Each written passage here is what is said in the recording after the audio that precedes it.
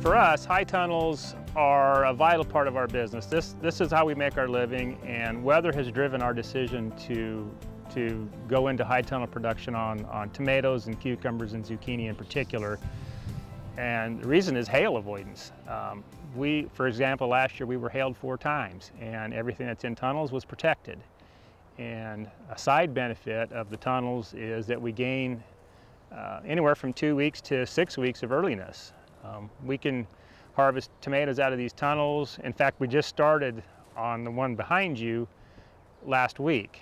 And if we were producing tomatoes outdoors, I'm guessing we were probably at least 2 weeks to 3 weeks away. But for us, the weather protection is the huge thing. We just cannot afford to get hailed.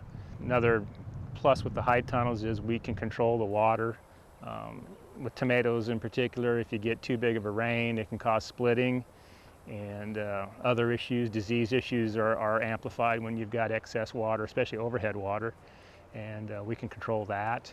And I don't know, it just works well. We're able to work in the tunnels in any kind of weather. It can be rainy outside and we can be inside working on tomatoes or doing whatever. You know, we can just work inside, and it's in the early spring, it's really kind of neat. You get a late snow, you got plants growing inside, and you're working inside. It's warm, the sun's shining, it's a beautiful place to be. The cucumbers, I guess the reason we're doing those indoors is we like to trellis our cucumbers. It makes harvest a whole lot easier, and I think we get a little bit higher production out of them, and we can crowd them into a smaller space by putting them on trellises. For the home gardener, there are numerous companies that provide small-scale hobby greenhouses, or you can even make your own small cold frame with some windows and a few boards, or even a sheet of plastic.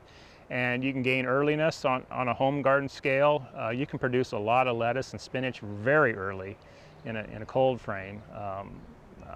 Radishes are another one, carrots. A lot of the cold germinating crops can be started very early in a cold frame and produce very early. And likewise, on the end of the season, you can run things later into the fall because you've got that late season frost protection.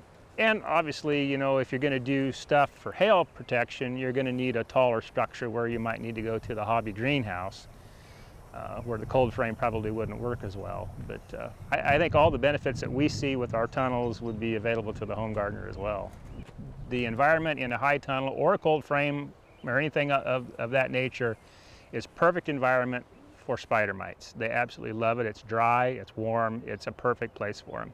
That's the only thing that we've really noticed that we have to really watch.